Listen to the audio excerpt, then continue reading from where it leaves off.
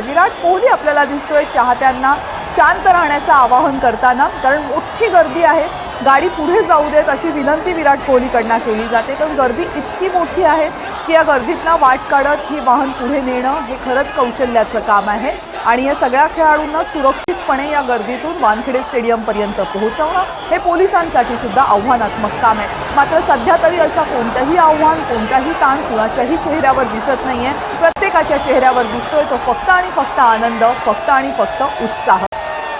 रोहित शर्मा आपल्याला दिसतोय, ज्या कॅमेरामननं व्हिडिओज शूट करण्याचा प्रयत्न केला त्या कॅमेरामनच्या कॅमेरामध्ये प्रेम कशी दिसते हे पाहण्याचा एक वेगळा आनंद असतो, तो आनंद रोहित शर्मा घेताना दिसतोय।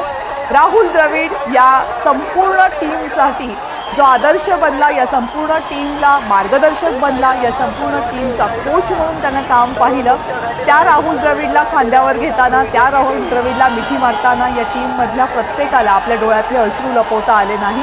आज टीम बरोबर हा आनंद साजरा करताना राहुल द्रविडच्या चेहऱ्यावरचं हास्य सुद्धा इतक्या वर्षांचं फलित आज मिळालं असं सांगणारा आहे। खरं तर राहुल द्रविड यानं भारतीय संघामध्ये आपली खूप मोठी कारकीर्द केलेली आहे, खूप मोठी भूमिका बजावलेली आहे। मात्र भारतीय संघामधला क्रिकेट खेळाडू म्हणून बाजूला झाल्यानंतर, निवृत्त झाल्यानंतर राहुल द्रविडनं कोच म्हणून जी भूमिका केली ती सुद्धा इतकी महत्त्वाची ठरलेली आहे की त्या भूमिकेमध्ये सुद्धा भारतीय संघाला वर्ल्ड कपपर्यंत नेण्याचं एक मोठं आव्हान राहुल द्रविडनं पेललंय। खरं तर अशी कामगिरी करणारे खूप थोडे नावं भारतामध्ये असतील आणि राहुल द्रविड यांचं नाव त्यामध्ये आघाडीचं असणार आहे। भारतीय क्रिकेटच्या इतिहासामध्ये कायम सन्मानानं घेतलं जाईल, कायम आदरानं घेतलं जाईल असं हे नाव असेल, कारण या नावानं फक्त भारतीय टीमला एक उत्कृष्ट खेळाडूच दिला नाही तर भारतीय टीम घडवणारा एक उत्कृष्ट कोचही दिला। त्यामुळे सुद्धा हा आनंद अत्यंत मोठा राहुल द्रविड यांच्यासाठी सुद्धा।